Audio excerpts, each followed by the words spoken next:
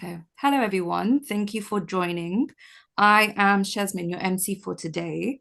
So, thank you for joining us today for China and the World Forum, which will focus on a dialogue between China and India civilizations, specifically the role of translation. So, this forum is organized by World Scientific Publishing in partnership with the journal China and the World. Now, moving on to the next slide. Now, for a few housekeeping notes before we start. So, you're most welcome to leave your camera on, but please keep the mics muted whilst the forum is ongoing.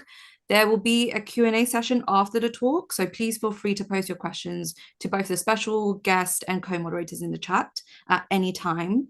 After posting your questions in the chat, you may be invited to unmute and read it out during the Q&A session if you are comfortable in doing so. Also, this webinar will be recorded and posted online. Now moving on to the next slide. So for this China and the World Forum, we are honored to welcome Professor Bali Deepak, who is a distinguished scholar of both Indian and Chinese civilizations, who will focus on an illuminating discussion on the role of translation in fostering both a dialogue between China and India. So this session in particular will examine how translating each other's key texts can dispel misconceptions, strengthen mutual understanding, and also inspire collaboration in the 21st century. So Professor Deepak will argue that by making the rich intellectual and cultural heritage of both China and India accessible to broader audiences, both nations can deepen dialogue, build stronger ties, and also work together towards a shared vision for the future. Now, to give more context on our special guests, so Professor Bali Deepak is Professor of Chinese and China Studies at the Center of Chinese and Southeast Asian Studies at Jawaharlal Nehru University in New Delhi, India. He is recipient of many scholarships and awards, including the prestigious Nehru and Asia Fellowship and India-China Cultural Exchange Fellowship for his doctoral and advanced studies in the Chinese Academy of Social Science and Peking University, Beijing. Now, we are also pleased to welcome back our panel of experienced co-moderators. So the first is Mike Liu, who is an accomplished executive with over 35 years of experience in leading tech firms. So his career spans Greater China, India, the US, and the Asian Pacific region, where he has held executive roles to drive the growth. He is also former country head for Infosys Technology in China, and is currently with a leading think tank Center for China and Globalization, where he is responsible for providing advisory services to business sectors. Moving on to the next slide. Then lastly, joining us as well as co-moderator is Professor Dashuan Fang, who is the Honorary Dean of Henan University Belt and Road Research Institute and the Chief Advisor of China Silk Road Eye Valley Research Institute. Now, without further ado, let us welcome Professor Deepak to kick off the discussion. Before you do so, let me introduce Professor Zhu Ziyuan, who is the newly appointed chief editor of the World China and the World publication of World Scientific. Zhu, can you just say a few words of thank you? If you're online. No, he's not. Professor Zhu is there, but he is muted. Yeah, Zhu, you're muted. Okay, all right. Maybe when he gets on, we can ask him to say a few words. Yeah, of course. Okay.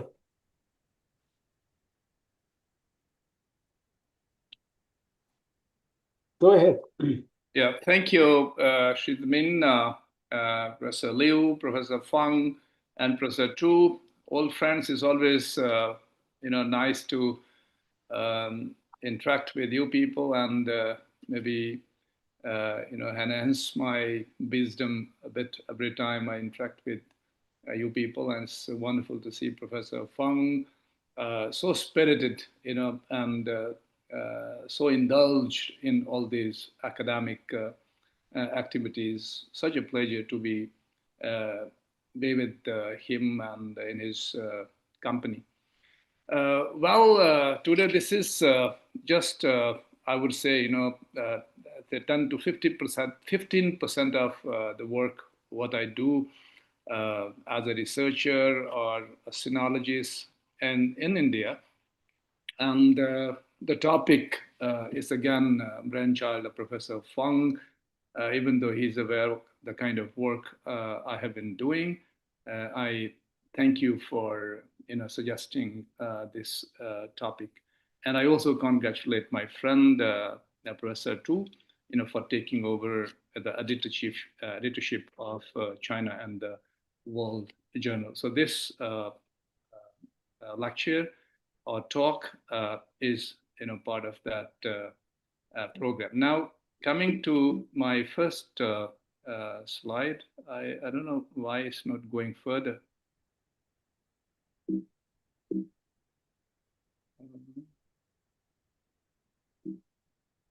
Having a little problem, I don't know why. Okay, I think from here. Okay. I think what I'm going to do in these 25, 30 minutes or so, first to juxtapose, the kind of knowledge production which took place in India and China, uh, and how it was disseminated to each other's countries, enhancing mutual understanding and civilizational interconnectedness between these two countries. And second, I would also be uh, uh, doing a bit of comparison uh, of the Chinese classics, especially the Confucian classics, which I have translated, and the kind of similarities. So these find in Indian classics, and also some of the divergences. So where we diverge. And finally, the third point would be, the kind of challenges that are there uh, in the process of translation at micro level, and also larger challenges at the macro level.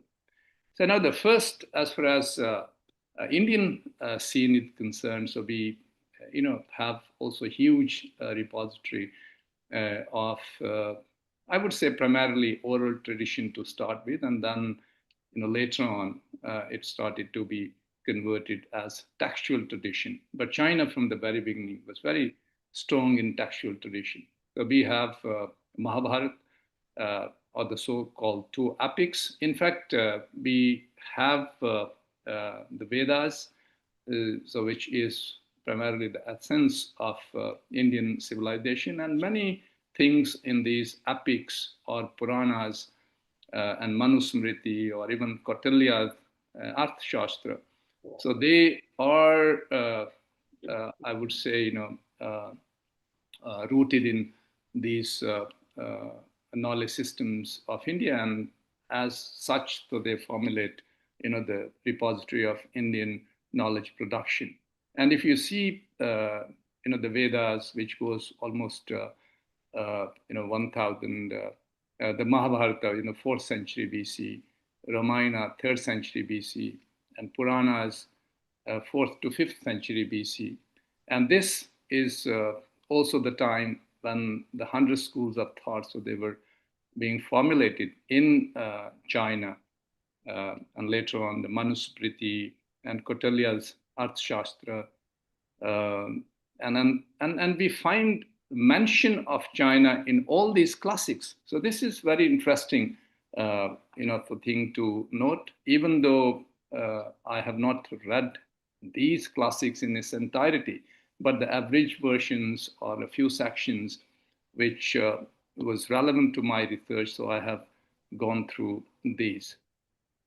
And now if we look at China, so is its counterparts, 100 schools of thought, and ultimately, so that led to the formation of Suzhou Wuqing, 4 books and 5 classics. The formulation of 4 books, of course, it happened a little late during Song Dynasty by Tuxi. But then before that, so the production was already there, because 4 books, so 2 books primarily, Great Learning and The Mean. So they are extract, or rather the chapters from Li Qi, or the Book of Rites.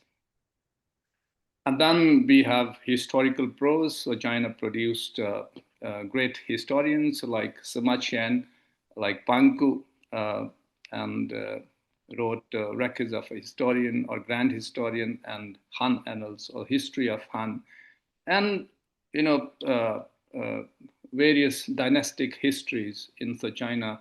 The prevalent notion is 24 histories, uh, and that is why it is uninterrupted history, unlike various histories in China, in the world. And surprisingly, you would see that in all these historical records, so there is a huge data about India and South Asia. And I think this information, or the knowledge, because I have referred to these sources on and off for my research. And I would say with confidence that in the history, if we say that you know, majority of the interaction or foreign policy or diplomacy, if that happened between any country, uh, it was India and China, which would account for almost 80%, and rest of the world would be only 20%. So this is the timeline, which is very impressive, and uh, to say that it was a dialogue of the civilization, it won't be wrong, because my professor, Professor Chi Xiaolin, renowned Indologist of Peking University, so he classifies India-China civilizational dialogue into two domains. So one is the material exchange, and another is the cultural exchange, or he calls it spiritual exchange between India and China. And I am putting another dimension, which is literary dialogue. I think literary dialogue would form part of spiritual dialogue, which Professor Chi Xiaolin argues. And I think translation was one of the mediation of this literary dialogue between India and China. And it was unprecedented, because nowhere in the world we find the scale uh, which this industry, if I may call it, has during ancient times. But it is quite intriguing, that whereas uh, China has had a huge repository of Indian cultural capital translated, by the mediation of, you can say, Buddhism. But same is not true for the Chinese classics or cultural capital, I would say, which I had borrowed from uh, Bodu's formulation of cultural capital. But here is, one of the Indian translators, uh, 5th century AD, 5th, 6th century AD. And he says the translation is an extremely difficult task. It must not aim at flowery language. The difference of one word can make an argument go astray and become far fetched. If unhewn language can capture the meaning, then one should not allow refined writing to cause the essential message to be lost. Thus, the present translation seeks to be at once refined and unhewn, trying to keep the two in balance. And of course, he was talking in the context of Buddhist sutras. And this is what I mean by the cultural capital, which has been borrowed from Pierre Bourdieu's formulation. And I'm talking about mostly objectified state, because the kind of sutras they were translated there, and later on, the kind of Indian classics they were disseminated to China, and also the kind of work, sinologists translated from Chinese into Indian languages. Of course, it is found in embodied state also and institutionalized state, but I would not be, delving into these issues in this talk. Now, if you see the transmission of Indian cultural capital to China, it is massive. And I think it is not reciprocated by the Indian scholars. For example, Upanishad and Bhagavad Gita. Bhagavad Gita is part of Mahabharata, which is one of the epics which I refer to. These were translated by Chinese scholars of Sanskrit back in 1950s. And Chi Xiaolin, of course, he didn't associate himself with this, but for example, Professor Xu Fancheng, so he was the person to start with. He started to do the translation in India, but later on, when he went back to China, during the 70s, so he continued with the job. The Kalidas is one of the medieval Sanskrit poets of India. So this was translated by Professor Chi Xiaolin in the 50s itself, and one of his another work, Meghduta. They are all Sanskrit classics in India. They were translated into Chinese in the 1950s and 60s. And one of the epics, Ramayana from Sanskrit, it was also translated by Professor Chi Xiaolin in the 1980s. And Rabindranath Tagore, who visited China in 1924, his works, so they were also translated in 2000. But good thing to hear from the Chinese friends is that now, so they are translating these works from original Indian regional languages. For example, in Bengali, the entire collection was translated in 2016 by one of my friends like Tung Yo Chang. He's associated with various schools and also party school in China. And Mahabharata from Sanskrit, another epic by Professor Huang Baosheng. It was translated in 2005. So if you see, Chinese translation of Indian culture, dissemination of Indian culture capital in China, but it is massive. I think why it is so, I think, so they have followed the tradition of Sutra translation, which went on for almost 800 years, and even more than that in China, right from 1st century AD to 8th century or 9th century, you can say. Even during Sung dynasty, there were some translation, but mostly Tang was the culmination or the pinnacle of translation industry in China. And during these 800 years, more than 7,000 fascicles by thousands of translators, 150 of them very, very prominent translators, both of Chinese origin and Indian origin, and many from Central Asian who were well versed in Indic and Sinic civilizations. So this is again, the latest corpus, which have been translated by the Chinese scholars, and this is in 25 volumes. And in India, we were also supposed to translate equal number, because this ultimately is a government project of both India and China, but somehow India has faltered and we have not completed so far. So these are the 25 works, and if you see, it's quite detailed, and many of these, so they intersect between various regions of India, but mostly from Hindi, and most of, I would say, contemporary repository of Indian literary works is represented by these works. And as far as transmission of Chinese cultural capital, for now, so this is the thing which I'm interested in. I think it's just to give you a feeling like how much good work Chinese scholars have done and how bad work we have done in India as far as dissemination of Chinese cultural capital in India. It has been remarkably limited, despite China's extensive and unparalleled literary continuum.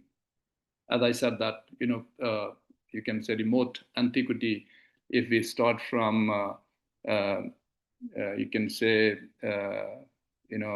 this Shanghua Kushi, right from these myths and all up to Qing, and then of course modern Chinese literature and contemporary literature, very limited, you can say, limited number of works have been, and disseminated into into India. Now, as far as philosophical classics are concerned, so Tao Te Ching, it was perhaps the first, and it was translated none other than Xuanzang during 7th century. And you see, the first Indian translation by Amitabh Tagore, it was from Chinese to Bengali of Tao Te Ching, 1960, and published by Sahitya Akademi. So this is again I have taken from Misha Tad, one of the American professor who is working in Nankai University in Tianjin. So he has collected the entire data pertaining to dissemination of Tao Te Ching across the globe. And as far as India is concerned, so there are at least 12 editions published by different regional languages. In Hindi itself, so there are many editions, maybe 5-6 editions. And Bangla, there are also a couple of editions. The book was published last year. And another person who disseminated Tao Te Ching in India, Tao Te Ching and Zhuangzi both, I think Osho or the Rajneesh. So he disseminated to his disciples all over the world, right from US, Japan, and finally he settled down in India. There are massive commentaries on Tao Te Ching and Zhuangzi. And then comes the colonial period. So I think this was for the first time during colonial period that Analects by one missionary called Joshua Marshman was translated into English, not Hindi. And he managed to translate just first 9 chapters. And later on, Max Muller's monumental 50 volumes, The Sacred Books of East, under the direction of the then Indian president.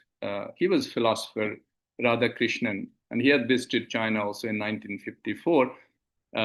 But Max Muller's collection, it was only the translation. Most of it was from James Lage's translation, and it was 1808, and after 1808, even if Tagore has established Vishavarti University by way of his novel funds in 1921, and soon after Professor Thanyushan, a father of my guru, he joined the team, but they never translated Confucian classics. As I said, that in the first edition was brought out only in 1960, and that also in Bengali. So it was in 2016 that for the first time, the Indian edition, complete Indian edition of Confucian Analects, it was published by myself, translated from original Chinese, and then in 17, Mencius was rendered, and later on in 2019, entire collection of 4 books, Analects, Mencius, Great Learning, and Mean, it was translated and published in India. So we can see like how little translation it was done in India in all these, you can say, years, right from 1921, say, almost, it took almost a century for Indian scholars to translate these classics into Indian languages.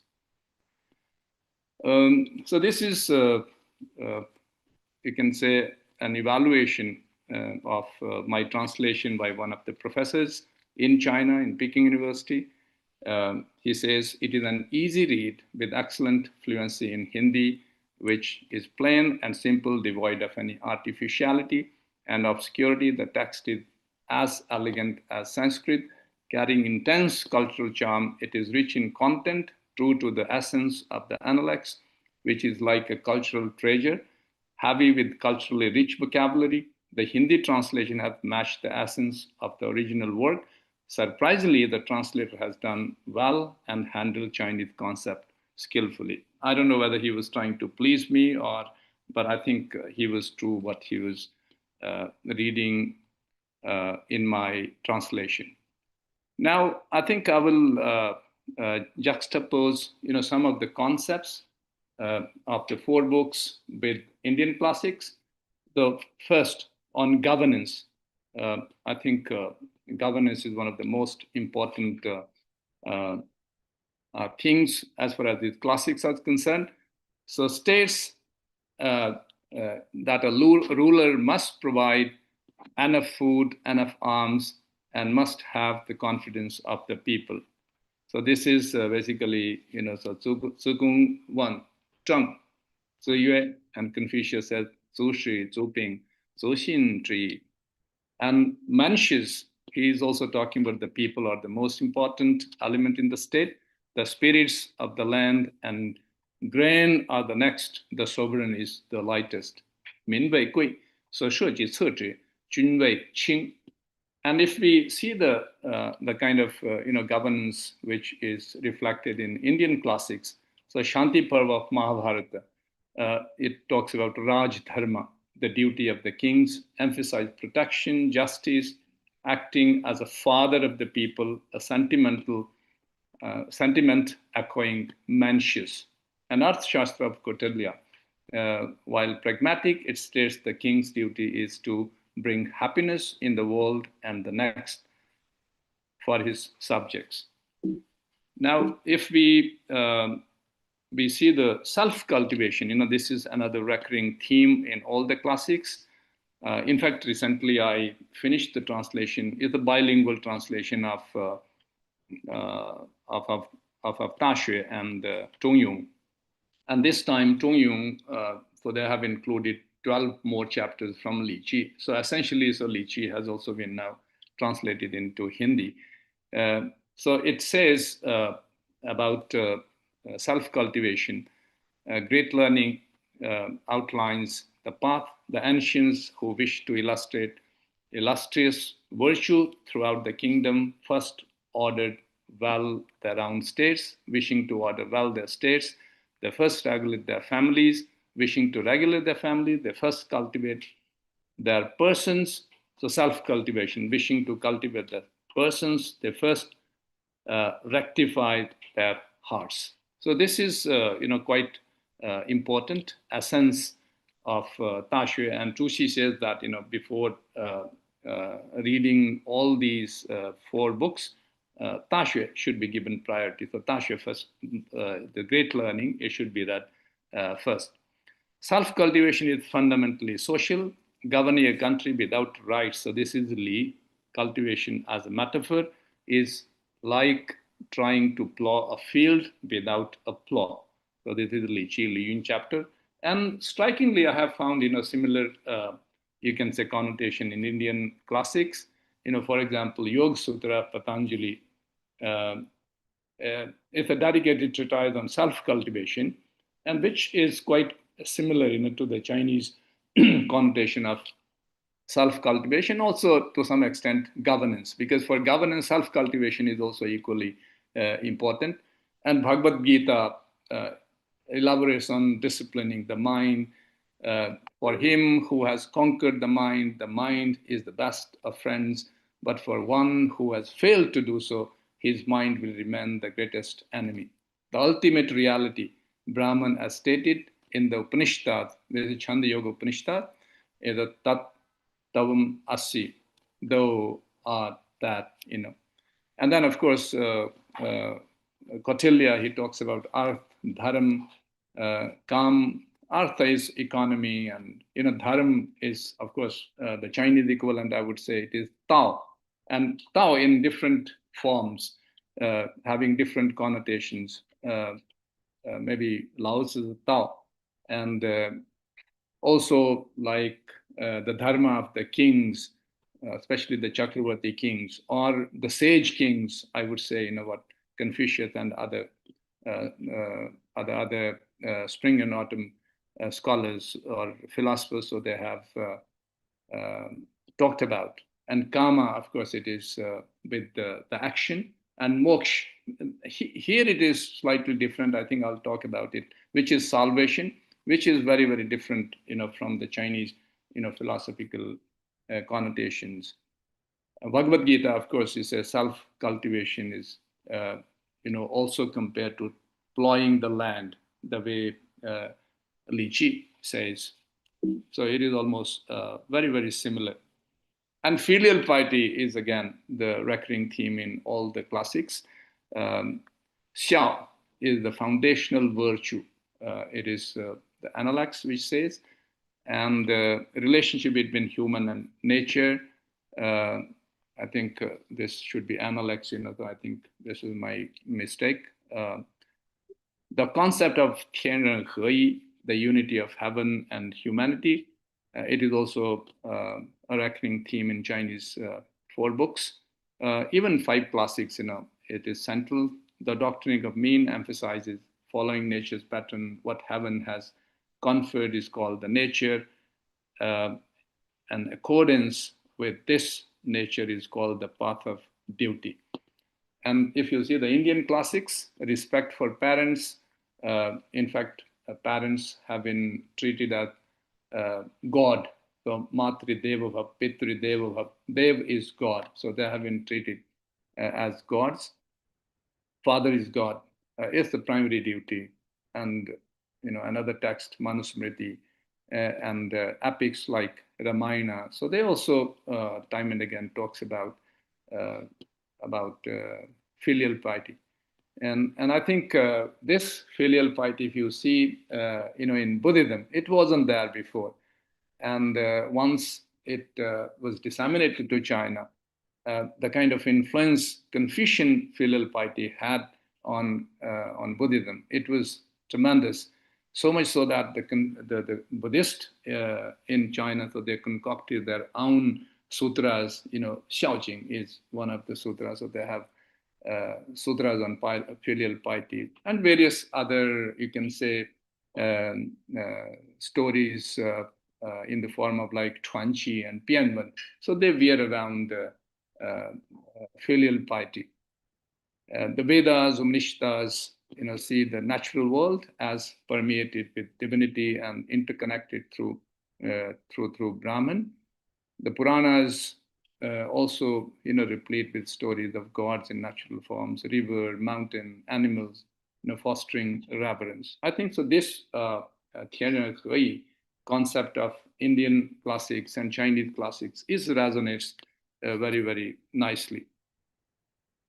And wisdom and righteousness, of course, it is everywhere.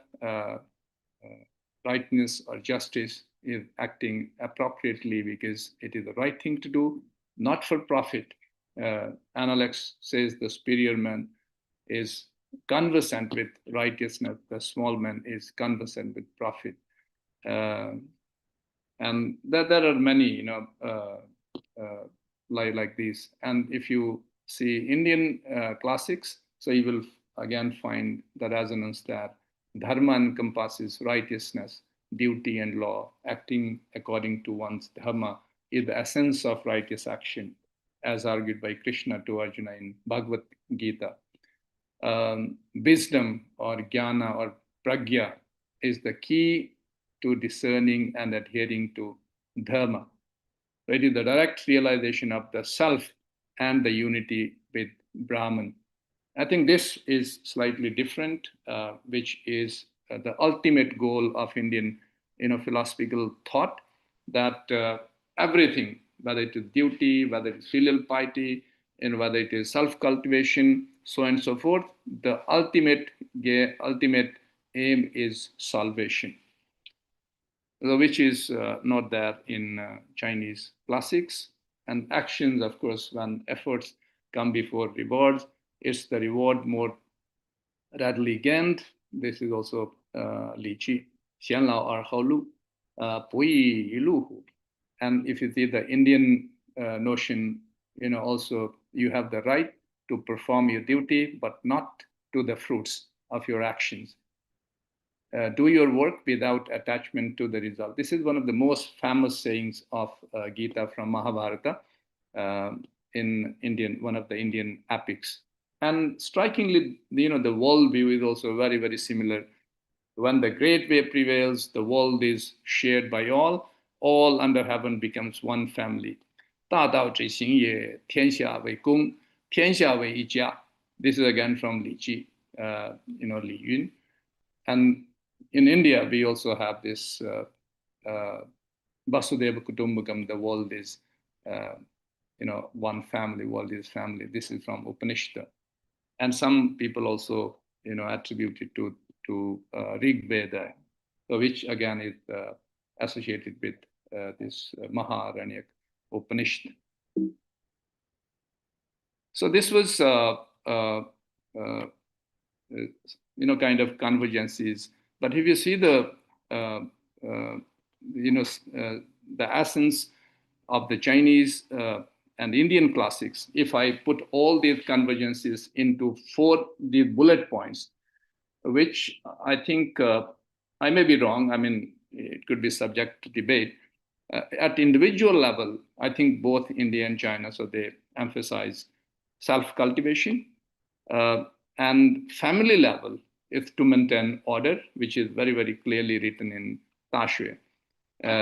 And then from governing self to family, and then to state, and then the globe or national level, sage kings, which I think is again the same, and global level, the world is family. So I think if I see it this way, it won't be wrong. And many, perhaps, the Pragan Pandits of Sanskrit and Chinese, they will agree that if it is abridged in these 4 points, it won't be wrong.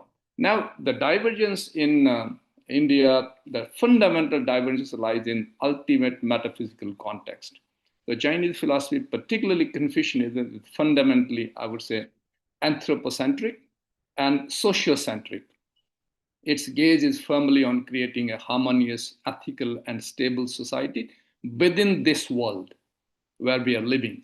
And Indian philosophy, by contrast, is fundamentally metacosmic and, you can say, soteriological, that is salvation, as I said, and in Sanskrit, it's moksha. It places human life within a vast cyclic drama of samsara and moksha. And samsara is illusion, that everything is illusion, and ultimate, to get rid of that illusion, it is salvation or the moksha. So, which I think is very simplification of the divergences, but I think that's it. What I gained from the Chinese and Indian classics. Should I still have some time? We have 2 more minutes. Okay, so I'll quickly go through this. So this was philosophical translation and philosophical classics. There are non-philosophical classics, for example, the travelogues of Faxian, travelogue of Xuanzang and I Ching. So they have also been rendered into Hindi, but mostly, through other translations. And these are 2 of my translations. One is Ru Lin Wai Shi, which is the Qing vintage novel dedicated to, this imperial examination system. And Xi Xiangji, this is Yuan vintage novel. And there are, various other things. For example, for these are under translation. Romance of the Three Kingdoms. I am going through it. Tang poetry. I'm not doing it, but then some of my colleagues, they are doing it. Dream of the Red Mansion. I have already translated it, but the publication is awaited. And Strange Story from a Chinese studio. So this has been done by one of my students. So she is assistant professor now. And Tang Records of the Western region. So this is also about to be translated. And these are the, you can say, Chinese counterparts of those 25 books. I said that they have completed, we have not. And most of the classics listed here So they were, rendered by myself. And some of the modern works, for example, this is Zhang Wei's Ancient Ship. So this has also been rendered by myself. I hope you will excuse my indulgence at self-promotion at this point in time. I think I will not go through. This is the last slide, and this is some of this slide. This also shows some of the works which I have rendered. For example, this is Chinese poetry from Shi Jing all up to Xi Xiangqi. And this is the Analects, this is Mencius, and this is my own autobiography published in 3 editions in Chinese, Hindi, and English. And this is quite a classic now, I think very famous in India, especially the right-wing politicians and people. So they are liking it very much. This is China and India Dialogue of Civilization. This is Core Values of Chinese Civilization, a book by Professor Chen Lai of Tsinghua. And Chi Xialin, this is biography, and this is the one, China and India Dialogue of Civilization, which is quite popular in India. And I have done a couple of workshops on this book in various parts of India. I think that's it. And there are many more coming, some academic, some literary.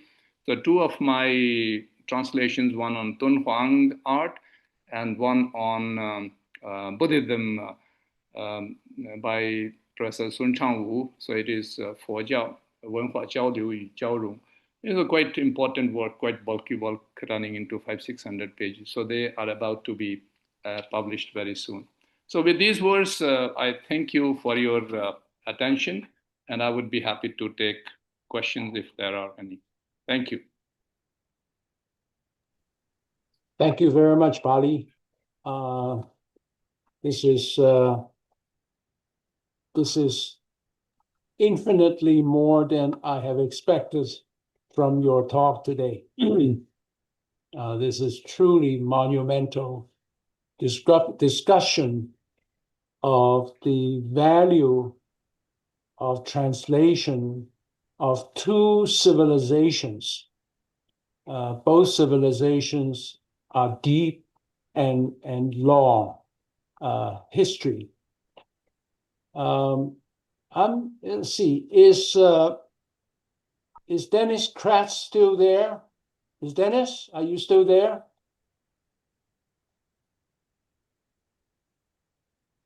Okay, if not, anyone else want to raise a question? Please put up, just raise your, whatever you call it, and I'll ask you to ask directly.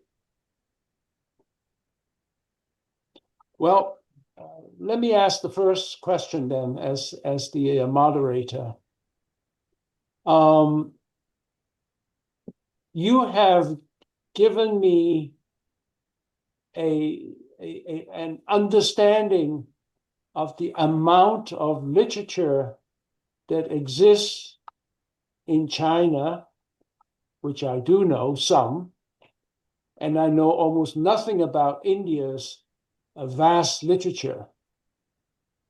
So these literatures in China, for example, in my mind, I'm not an expert in this, so it may not mean very much what I say, is that it forms the intellectual architecture of China.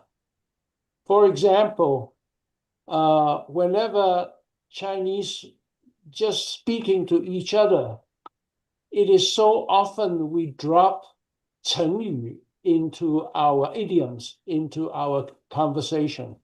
And those 成语 comes from the literature that you mentioned today. Do you do the same in India, where Indians talk to each other? You just throw out some idioms that come from the literature that you listed today. That's, to me, since the Chinese constantly bring in the idioms, it means that the literature of the Chinese literally is on our back all the time. Is that the same in India? That's my question. Shall I answer it now, or are we going to? Why don't you answer it now? I think, why don't we start? Okay, so yeah, this is extremely, I would say, nice question and intriguing also. Yes, I think when we talk about, we have these idioms and then these sayings, popular sayings, anecdotes, going back to the historical tradition, the way it is in China.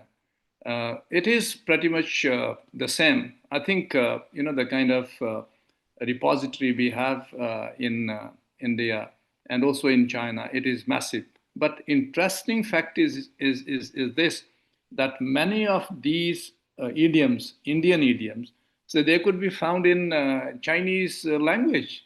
Perhaps you are not aware of these idioms. There is a study, and this is also recorded in the China and India Dialogue of Civilizations, that there were 35,000 vocabulary of Indian origin. They are still found in the Chinese language. And some of the idioms, like "tuinuo niu tanqin," so they are typical Indian idioms. So they perhaps China didn't have them before, and there are many. And of course, China has its own, huge repository timeline of literary continuum. Mostly, I would say, attributed to this axial age. So when 100 schools of thought, so they sprang up, from Zhuangzi. Zhuangzi has many, even Mencius has many of these, Liese has many, and various other classics. So they will have, in fact, even in Analects, they talk about, so these things. Yes, I think there's a lot of similarity, but I think other way around, the Chinese idioms in India, unfortunately, we don't have much studied. Perhaps this is the one thing which has to be looked in.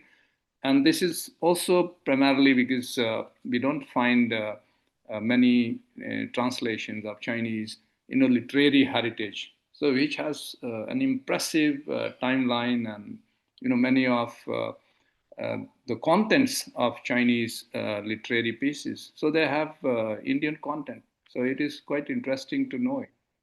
Wei Jin Bei Chao, for example, if you talk about, and the two kinds of the novellas which were produced. One is uh, one is like supernatural, 志怪小说, supernatural novellas, and another is 轶事小说, anecdote novels.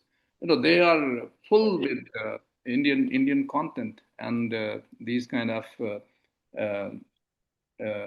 vocabularies and idioms. So they are plenty. Fantastic. Mike? Sure, sure. Professor Fong, I really want to resonate with what Professor Fong just said. Also, I'm still trying to record as Professor Deepa walk us through. I would say this is completely, come as a surprise. If I really look at even in the modern society, four books, even right now in China, is not as popular as some pop stars, right? But when we talk about civilization, sometimes we are getting in a very blurred state by saying what do we mean by civilization. If I record, Professor Deepa's work, definitely is a groundbreaking masterpiece.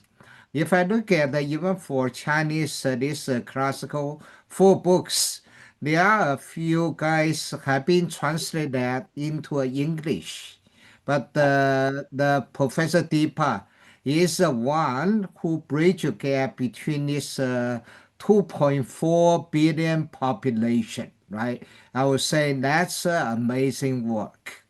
right? I look at a few questions as I socialize the idea with folks here, and they always try to feel amazed. They unbelievably, why Professor Deepa was motivated to look into this. If I even look at today, many scholars or researchers or professors, maybe they tend to, focus on the modern aspect of a society, civilization. What was the motivation for Professor Deepa to start this whole thing from the beginning? That would be my first question. I think as far as motivation is concerned, to be very frank, I never intended to translate. And I think maybe some of the influence of my guru, Professor Thanjung, because he associated me with some of his works. As I was telling you that, the description of Mocha grottos was the first assignment he gave to me. And I found that extremely difficult at that point in time because I was just a student, a graduate student. But somehow, through the help of dictionaries, physical dictionary, nowadays everything is, on internet available. So we collected a lot of dictionaries, and in fact, I compiled one dictionary of almost 10,000 vocabulary, Sanskrit and its equivalent, into Chinese. But unfortunately, you see, as the system is in India, so it was not published. It was supposed to be published. It would have been, excellent reference books for scholars. And it was in that process that I started to like translation gradually, not immediately, but gradually. That was the first thing. And then Professor Than himself, he was compiling a book of translation, and he was interested in poetry. So he translated, the most representative poetry into English. But of course, Professor Than, he knew how to converse in Hindi, but then his command on Hindi wasn't that good. So he translated, and he used to discuss with us. He used to show to us when we were doing our MA. And in fact, he asked me to write a poem, based on his translation. So I wrote a very bad poem, but then Professor Than corrected it, and he said that, if you try hard, perhaps you would be able to do it. But then I somehow, wasn't successful to write poetry in Chinese. I wrote a couple of poems, perhaps, dozens of poems in Chinese, but the quality wasn't that good. So that was my initial, you would say,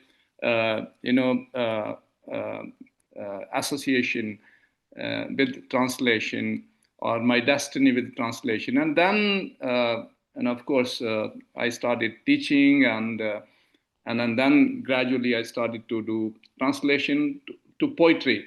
I translated poetry, dynastic poetry, and then I took, and I gained a little bit confidence, and I thought that, now it is the time to do 4 books.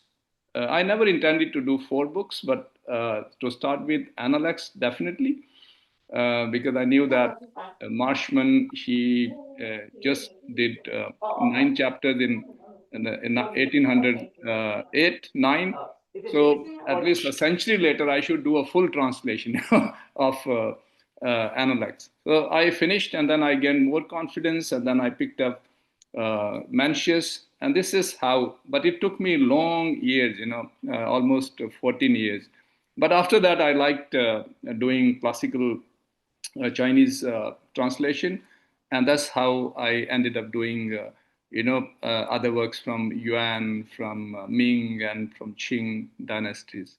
And I wish to do more if I live long enough. So I think because this is needed in India to understand China better, to appreciate China's heroes, villains, geographies, mountains, its rivers, and everything is there in these literary pieces. And top of that, I think it is extremely important for Indian people to understand how the Chinese people think. As Professor Feng was, rightly saying, it is the intellectual architecture or the entire epistemology, of China. It is found in this literary heritage, and if we don't do it, then I think we are missing on a very, very big thing. Let Right, me right. introduce Zhu Ziyuan, who is the newly appointed executive director of the journal China and the World. Zhu, would you say something? And then if you have a question, please ask them. Thank you, Professor Feng. Sure, I will say something, well, first of all, thank you so much, Professor Deepak, my good friend. You gave us a sort of a tour de force of the dialogue between the two great civilizations. As an individual who pays a lot of attention to what's going on around the world now, I'm particularly struck by your discussion of the dialogue between the two civilizations. I think in world full of turmoil and conflicts, perhaps a return to a civilizational dialogue and cultural exchanges can help us find a way out of many of the problems we face. I mean, the dialogue itself really can enrich our understanding of the world around us and understanding of ourselves, really. My brief question for you, Dr. Deepak, is, how can we sort of educate, especially these politicians, perhaps, to divert their attention away from all these controversial issues, conflicts, to the most essential issues, like you mentioned, mentions, the people are the most fundamental element in a state. How can we divert people, not just politicians, I guess, even average people, include, away from all these conflicts to a sort of a peaceful state, because the philosophies you mentioned talk a lot about the concepts that can really help us, like harmony, right?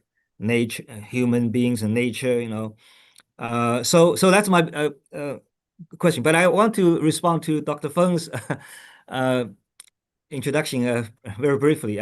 Yes, I'm very glad and very humble to be appointed as the new editor-in-chief of the journal China and the World. I have to say, actually, Dr. Feng, you are the one of the founding members of the original journal, right? The original journal focused on Belt Road Initiative.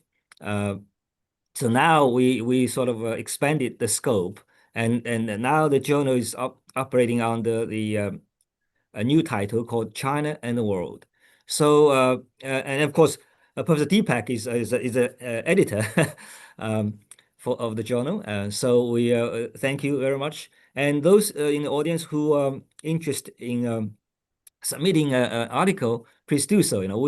We welcome submissions on anything related to China. Chinese politics, philosophy, history, culture and society, economics, and China's relations with the outside world. So if you have any writings you want to share with us, feel free to submit your article to us for consideration. Thank you very much. Okay. Yeah, thank you, Professor, too, for that question. I think it is extremely difficult to convince people, but as the Chinese and Indian classics say that you should keep on doing your deeds. So that is important. What an individual you can do, and perhaps if it can have certain influence on people, it would be a wonderful thing. And that's what I think I am trying to do to disseminate Chinese cultural capital into India. so that I mean, to convince Americans or Anglo-Saxon people, that would be extremely difficult. But I think to have the resonance of Chinese classics or Indian classics in India or China, vice versa, it would be appreciated by people because, as I pointed out in my presentation, there are a lot of convergences. And I think this is also one of the reasons when I was translating, I didn't encounter many problems. I encountered problems, but if you understand one system of epistemology, and then so you are easy, you can easily find the equivalents, and to be very frank, I found many equivalents, in Chinese and an Indian philosophical thinking, and they resonates very well to each other. And second thing is, I would say, if you understand these things, then it would be quite easy to understand and connect with the current government policies of the Chinese leadership. You talk about these four initiatives. You talk about the global security initiative, and where the people is at the center. So people-centric approach, as we were talking about, Minwei Kui. So is the heart of the matter. And if you talk about the global civilization initiative, so again, if you see so these civilizational core values, so they are all embedded in these you can say policy formulations of present day China. So therefore, I think it is extremely important to understand the and then now the global governance initiative. And if you see in the kind of parameters and the concept paper which was brought out soon after it was proclaimed. So again, so they resonate with the Chinese philosophy or whatever we were discussing today, the core values. So therefore, I think if the people of India or South Asia, or at least Asia, this huge subcontinent, or Eurasia to some extent, which are also part of this continent, if they could resonate amongst themselves, I think it would be a better world, and various issues could be addressed, at least at this part of the world, and then the offshore powers, so they perhaps would be shunned out from the region.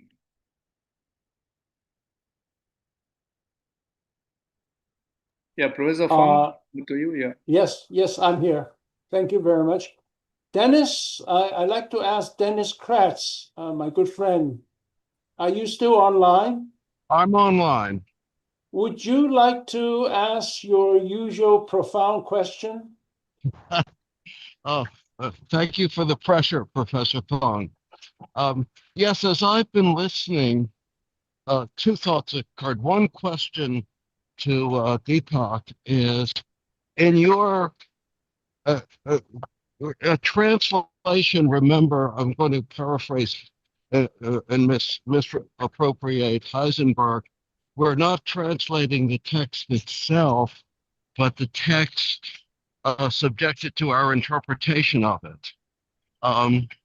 In your translations, to what degree did you become aware of the way that thinking as an Indian scholar affects your reading of the Chinese classics?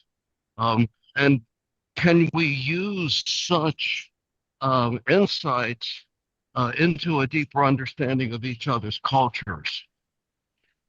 Yeah, thank you, Professor Dennis, for that excellent question. Yes, certainly. I think that is the whole, I would say, approach which goes into this translation.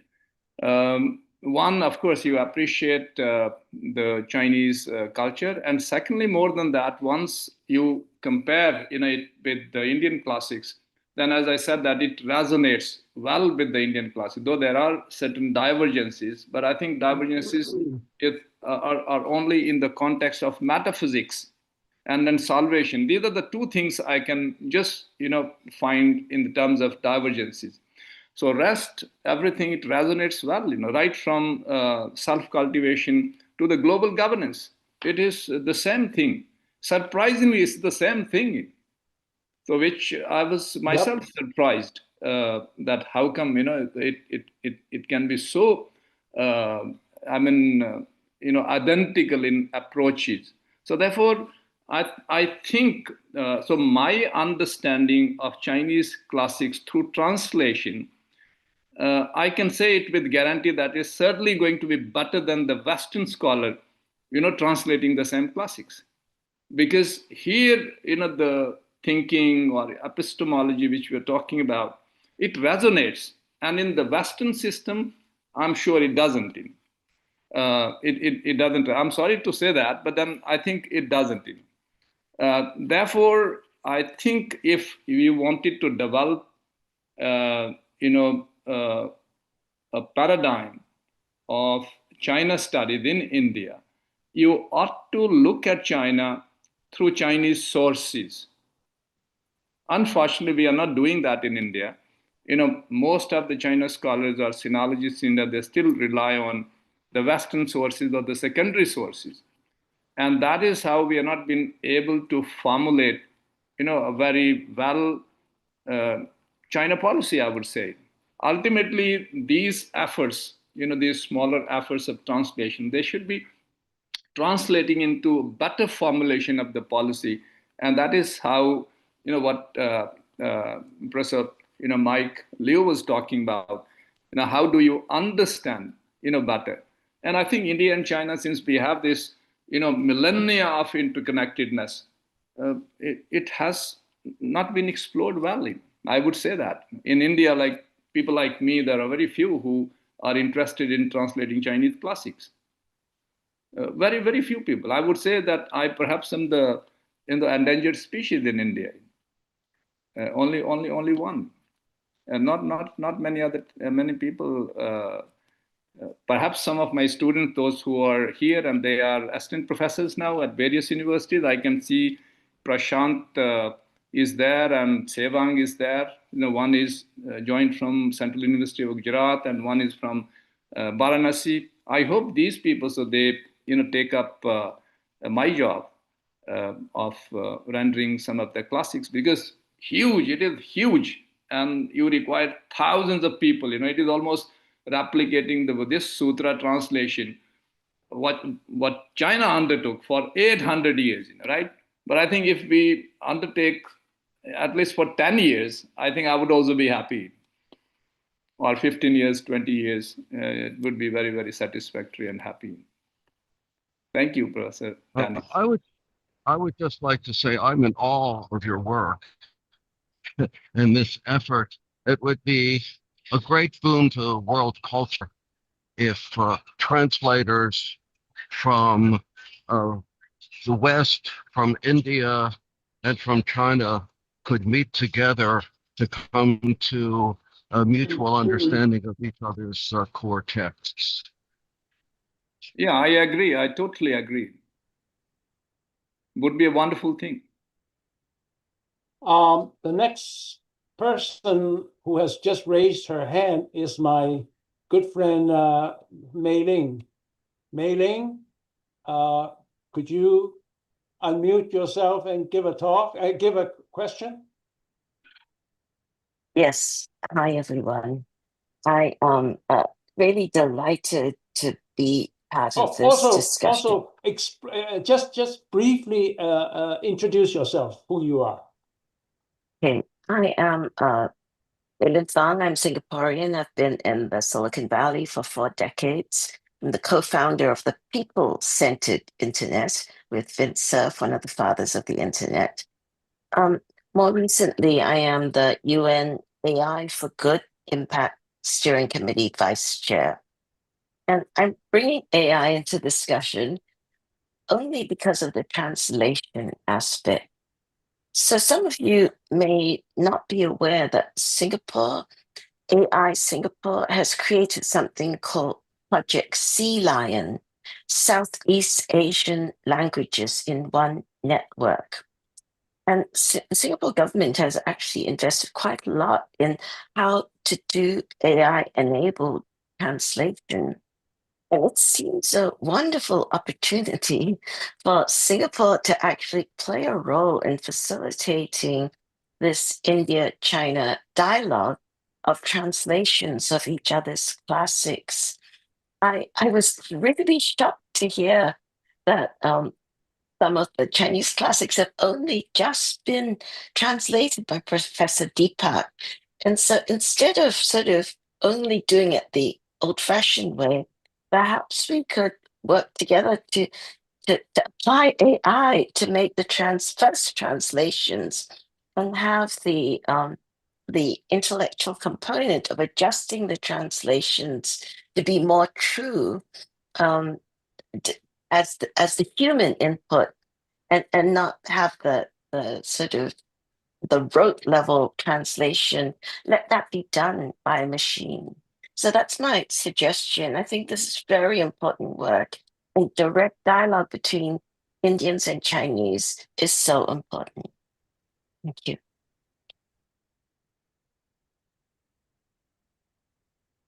Ali? Yeah, absolutely, Maylin. Thank you for giving that information. Yes, AI is doing a wonderful job, but then AI may not be, doing all the job. So I think sometimes I have also taken, especially nowadays, because when I translated, that time AI wasn't there. Um, and there are nuances, cultural nuances, which AI has not been able to do it. So you have to rely on your own understanding for that. But I think yes, simple translation, sentence structure, so it can do it very nicely. But some of the cultural nuances, perhaps maybe after 5 years or so, it would be able to do it. The more the data there is, the better the output would be. Actually, let me follow up. I'm not suggesting AI replace. I'm saying that the first AI translations could actually be the basis of better dialogue, where teams of Indians and Chinese Yeah, could be yeah. sitting to argue over this. And it provides this additional thing of deepening understanding through dialogue, through actual exchange and debate. Yeah, certainly. I think it would be a wonderful thing, AI as a mediator of this dialogue. Yeah, I think that's what you meant, right? Yeah. Let me follow up with Mei Ling's question. See, she and I both came from Singapore. Singapore is probably, and Malaysia too, but Singapore in particular is consisted of Indians and Chinese and Malays and of course Eurasians. But the two large components are Indians and Chinese. And it could be a place where such dialogues of translation be centered in, because it is one where they treat India and China totally on equal basis. And so China and India would feel comfortable in having such a dialogue within Singapore about India and China on equal basis. And I think it could go a long way in bringing your goal of allowing the Indian population and the Chinese population to understand each other's deep thinking, basically, through translation. Deep thinking is important because it isn't just superficial. You have to understand the way Chinese think. As I always say, we think with Chinese idioms when we talk. And I'm sure Indians do the same in your own way. And if the Chinese can understand the Indians through their idioms, and the Indians can understand the Chinese through their idioms, I think we could go a long way than worrying about a few kilometers of borders. Yeah, absolutely. I think I totally agree with you and Maylin. In fact, the mediation of a third country, sometimes it is required, especially in the times of turbulence, disruption, and Oh, yeah. when the relationship is not very good. But I think the trajectory is there now, and I hope it keeps its upward momentum. Flights have been restored, and people have been coming and going, and Indian governments have started to issue e-visas to Chinese people. Yep. So I think there's good thinking going on. Yeah. Both Also, there's now direct flights, finally. Right. Yeah. Right. Okay, the next person who wants to ask a question is Monica Sharman. Monica, are you still there? Yes, I'm there. Am I audible?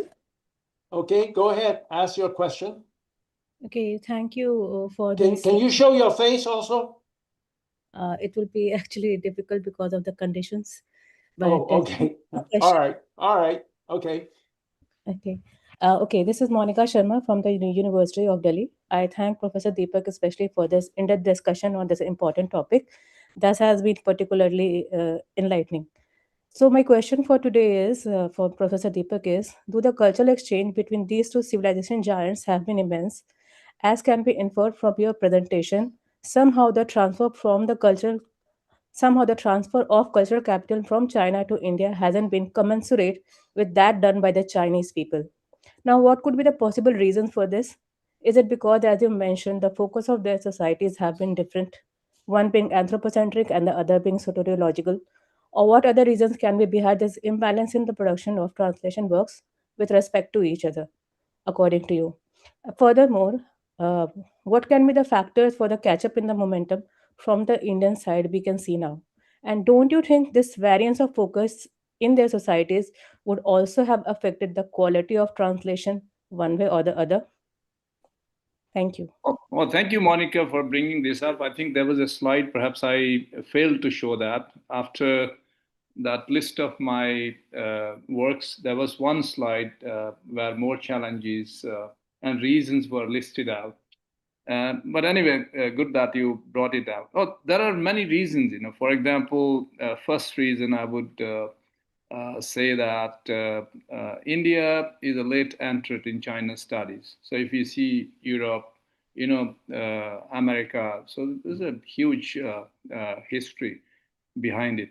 And if you see the classics, the translation of classics, Europe, so they did it in the 16th century itself, 400 years before they were being done in India. Even Russian, Japanese, they did it almost 200 years before. So you can see, and we were very, very late in starting China studies in India. And second, of course, is you can say this Eurocentrism and US centrism, which is a problem. I hold it responsible for not rendering many of the works, and this is also one of the reasons of why China was not focus of Indian people. It is primarily the Eurocentrism and US centrism. Everyone was running after Europe and America, and at what point of time, of course, they dictated the world order, so it was reasonably understandable. But I think this is reflected even now, so which I think is sort of like disease. We have to get rid of it, and we are not been able to do it. And third, of course, is the institutional support. I mean, the translation industry flourished in China, primarily because of the state patronage. Had state not patronized these scholar monks, I don't think they would have been made such a huge impact. They would not have been able to produce such a huge repository, of Indian knowledge system in China, or the Chinese Buddhism itself. So it was primarily owing to state patronage. So therefore, sport institutional support, is important. So which I think in India it is lacking. Even now it is lacking. And I've been very, very critical of the Indian government on this count, that they are not supporting or not forthcoming to support the institutions, uh, you know, financially or otherwise. And as a result, we don't have bibliographical sources in India. So you see, Delhi University, do you find Hunlomang there? Do you find Ruling Vaishi there? So do you find Sishu Wuqing there? You don't find them there. But if you see the European and the American classics, so they would be there in the library counter. So that is what exactly I'm saying. So that has occupied a lot of space, not physical, but also mentally, right, of the intellectuals. And finally, of course, is the state of India-China relationship. That is also a culprit to some extent. It also hinders problem. But I think if dedication is there, I would say that this great learning and the mean, the lychee, which I finished, it was post Galvan. Relationship was still bad, but I still continue my work. So that is also out of dedication. These are some of the reasons I can flag out, but there could be many, and we can, perhaps discuss when I meet you in person in Delhi University or when you come to JNU. Thank you. Very good. Thank you, sir. Thank you. Reply. Joe Wong. I would ask him to give a question. Joe Wong. Joe, could you unmute?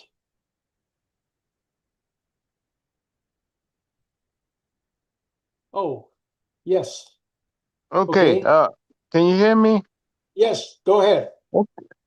Uh, the introduce world introduce yourself first. Okay, my name is Joe Wong. I am most interested in the U.S. and China relationship. For that, I've been blogging about trying to promote the understanding between U.S. and China because the two systems are quite different.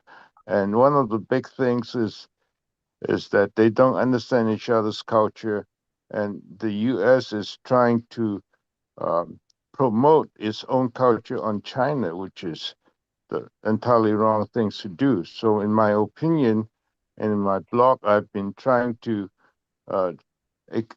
explain the total difference between the U.S. and China's culture, and that one cannot impose itself on the other. Having said that, India and China are the two of the most ancient civilizations.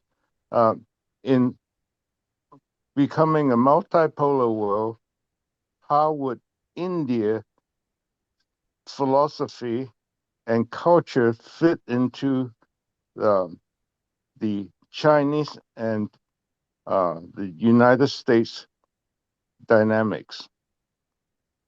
That's my question. Yeah, thank you, Professor Wang. I think I'll try to answer and risking my limited knowledge, on the United States.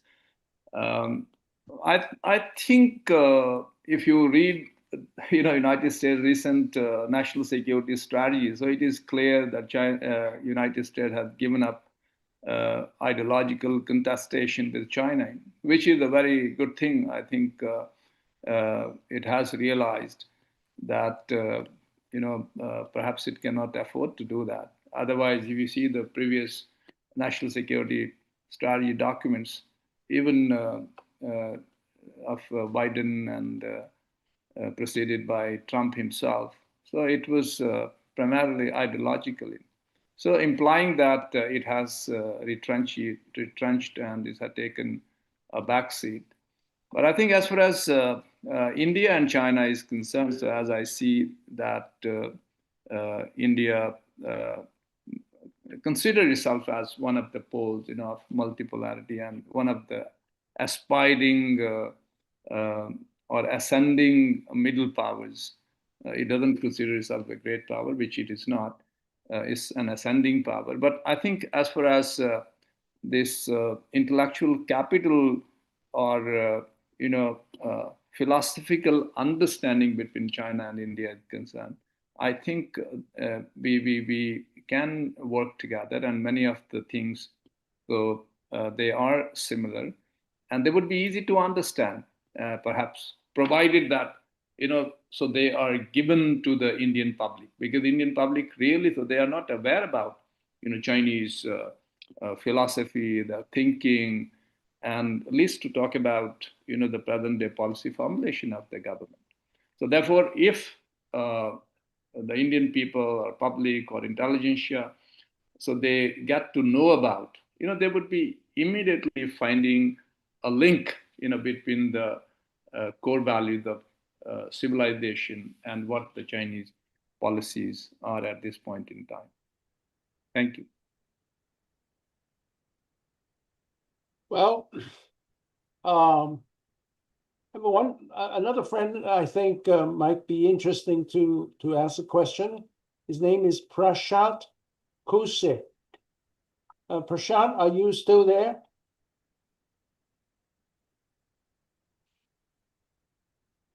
Okay, well, I think he's assistant professor in Central University of Gujarat, and he is a part of my translation team. And he is translating Professor Chi Xianlin's book, that Zhong Yin Yo Hao Guanxi Shi, which is a very, very important book. Again, enunciating the millennia of relationship between India and China, and mostly referenced by the historical data or material found in 24 histories of China.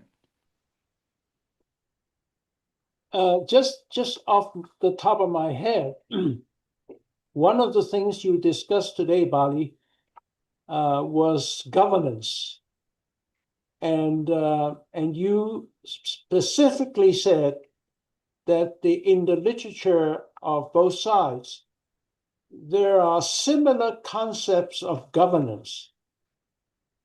Governance seems to me is probably critical in the political or ideological relationship between these two huge civilizations, China and India. Is there any way one could, blow up, expand this particular part in the discussion so that the government of both sides would actually focus on this translation strength? Yeah, I think it could be like I've been doing a couple of workshops at various places of different groupings from all walks of life, and having various hue and cries from different political streams also. And I think they have resonated my views well, and perhaps they are also very interesting to find these similarities. And I think had I been equipped with the knowledge of Sanskrit, which I find a handicap, I should be able to consult the original sources. What I have consulted, they are all in English. Some of the sources which I've quoted, they are all in English.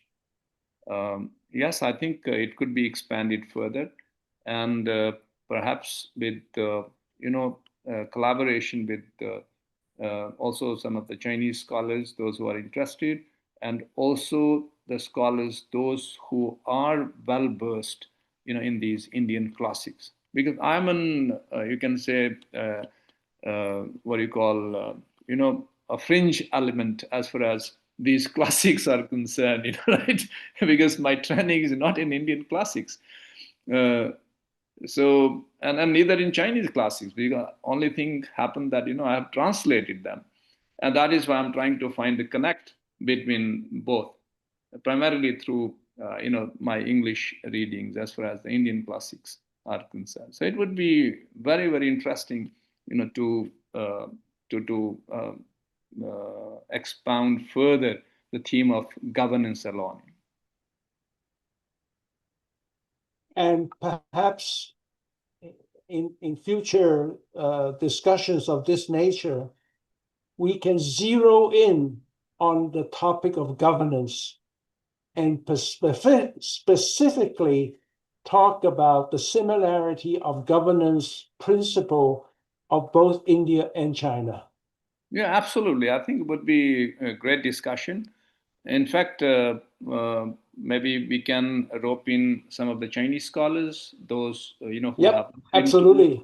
governance of China through these classics, Yes. and also perhaps I can contact some of the Indian counterparts, those who are well versed, in the classics, and they would be able to do better justice than I can do it.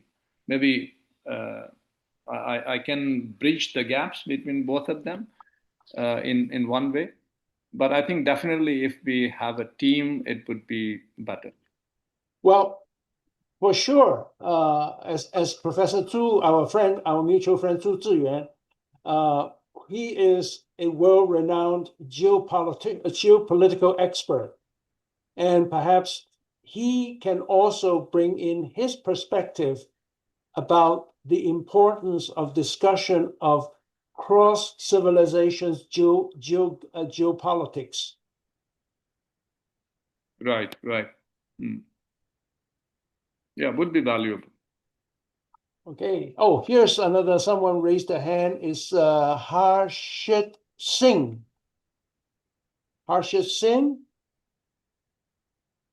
Hello? Hello, good evening. Hello, good evening. Okay, can you show your face? Okay. Actually, And go ahead and ask your question. Introduce yourself. Hello? hello. Good evening, Yes, sir. go ahead. Yeah. Am I audible? Yes, ask your question. But I Hello, cannot see Professor. you. Hello, Professor Deepak. It's an excellent talk, which you have elucidated quite a lot of sources for explaining how China and Indian civilizational dialogue happened over the centuries.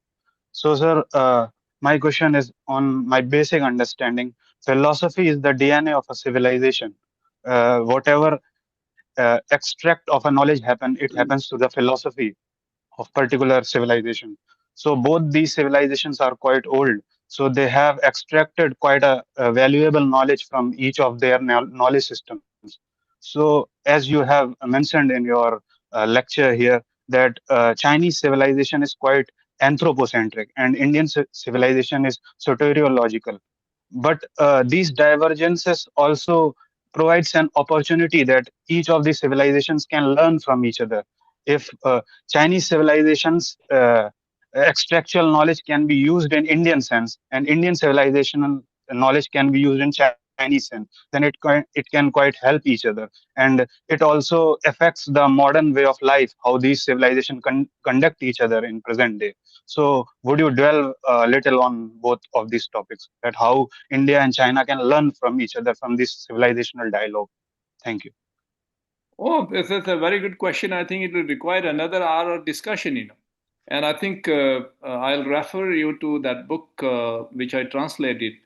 A Shenton University professor, Chi Xiaolin's student, he has written a book in Chinese. In fact, it is called uh, China and India Dialogue of Civilizations. And it is an excellent book. And you can find out uh, the footprints of Indian civilization in various parts of China. And it was learning from the civilization. We learn, I think one thing is very clear, which Professor Chi Shanlin also refers to. Uh, India, uh, India's, you can say, uh, you can say spiritual wealth, right? That attracted many Chinese. And perhaps this Wei Jin Nanpei Chao, so Wei Jin Northern and Southern Dynasty period, from 220 AD to 589 AD. So this was the period almost, of 300 plus years, near about 400 years. So which was the period of turmoil in China, and many, you can say, minorities of China's. So they ruled various parts of China at that point in time. And it was Buddhism, right? So that acted as a mediator, between these minorities and the Han civilization. And in turn, I would say that Chinese civilization, they should be grateful of the Indian civilization. That in turn, all these minority nationalities, so they were cynicized, and they were cynicized because of the Buddhism and the unity within China. I would say it could also be attributed, to Buddhist mediation. That's what Professor Sun Chang Wu he argues in his book, and which I have translated. The translation would be available, perhaps by late this month. And from the Chinese side, I would say we benefited materially more from China, whether it is in the silk, it is recorded in histories, all the annals of China. If you refer to Hanshu, that is history of Han Dynasty, from 206 BC to 220 AD. This was the longest serving dynasty in China. And there was a lot of interaction. In fact, the first ever maritime Silk Route, which is mentioned between India and China, it is there in that book, and it shows exact, the time, place, how much time it takes by ships and on foot at various places, especially in Southeast Asia, to reach India. And if you go even further back, around the Samachen's era, the history again, first ever history being recorded. Of course, there were many other histories being recorded in China, during the spring and autumn period. But during Han Dynasty, first ever systematic study of history, it was done by, he is called the Chinese Herodotus, the grand historian of China. So you read his, and it is for the first time India's mention is, made in this book, and the data pertains to 122 BC. So there's a lot of things which go on, and if you are interested to read my autobiography, it is in Hindi. It is called Diwar Ke Us Par, and in English it is called My Tryst with China. So I have traced the Indian footprints in China wherever I went through all these years. So it is very, very fascinating if you look it from that perspective. And if you see, we are in fact twin brothers, right? One is over the Himalayas and one is here. And if you try to look it from that prism or lens, so you will find a lot of affinity, a lot of connectivity, a lot of interconnectedness. Himalayas or the oceans, they were never a problem, between India and China. Thank you. Thank you for the question. Thank you, sir, Well, I think for detailed answer. we are coming to an end, although I'm sure we can have continued this discussion for at least another hour or two. Anyway, Mike, would you like to give a concluding comment? Sure, sure. Thank you, Professor Fong. I look at the whole thing has been a awakening moment. Deepa, I look at your presentation really like the lighthouse in the night, to provide the guidance or direction for many ships in the ocean. So I maybe want to take two thoughts forward. Number one, maybe we build up this idea on, mailing suggestion. AI to me is a good vehicle or tool to help more people to understand the culture differences as well as what the value we share. As Deepa rightly said, well, literally, I look at China, India just like twins, right? That's a one. Second, I would say more importantly is get the expert from both sides, from China who knows India, from India who knows China. Maybe we converge all these people in Singapore, as a neutral platform to facilitate more dialogue. Well, one of things maybe we need to just build this circle of great minds or ideas to brainstorm, to really socialize all ideas, right? I was saying, as far as we can bring all the people from both sides and we can develop proper action plans, how we can let ideal flow, leveraging technology, leveraging the Singapore as a third perspective, how to make this reinvent this the beauty of great civilization, right? I just resonate with the one uh, the Kishore Mabadi who mentioned this a while ago, right? He was saying in the future, in the 21st century is an Asian century. Maybe we need a CIA. C stands for China, I stands for India, A stands for ASEAN. How we can, this is China, India. We hardly can understand each other. Deepest work has been a bridge to the cross both civilization, but we need someone to be able to mitigate the differences. Maybe let's take an easy way out, say focus on those convergent values. Certain things we behind, from both civilization, right? And how we are able to, take an idea from where the Deepa has started 40 years ago.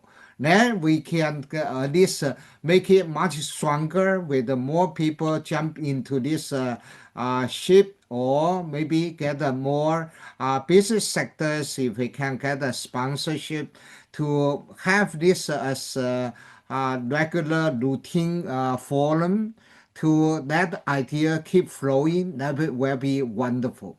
That's all I want can share. So we would not let Deepa's work just stop here or based on Deepa's own, the physical strength. Like Deepa was saying, he wish he could live much longer. I would say maybe technology can help, but the technology should be able to bring more people in this the thought-provoking process. I want to stop here. Listen to Professor Fong, also Professor Deepa. Well, before you do that, there's someone who raised their hand. It will be the last hand to be raised. Berthold Kuhn, are you still there? You have a question, you raise your hand. I'm still there, but actually I didn't want to raise my hand, but I just wanted to say thank you and raise a thumb, but not a hand. Oh, okay. Well, all It's right. fine. It's fine. Okay. Okay. Well, I think we have to come to an end, however great this was. I want to thank my good friend Bali Deepak, whom I met, I think the first time was 2011. God, Yeah, 14 right, years right. ago in Hsinchu. And since then, I have followed his work very closely. And I see that he basically is sliced through with a sharp knife this very, very thick amount of whatever it was between China and India, so that these two great civilizations can actually have some conversations with each other without showing guns and powders. And I think this is just so great to see this. And I hope that through the World Scientific's effort, we can continue a series of these discussions. After all, what Bali brought out today is a series of things that we should really center on, which we don't have time today. One thing I would like to see is a serious discussion of the historical idea of how governance is built into the Chinese and Indian civilizations and how that can help the two governments at the moment. Well, I don't have any more to say, but to thank Bali for this absolutely fantastic presentation. Everybody, have a good evening or have a good morning.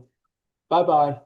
Thank you all. Thank you for your patience and listening to me for such a long time, long hours. Anyway, thank you. Thank you. Thank you, guys. Bye-bye. Thank you. Bye-bye. Bye.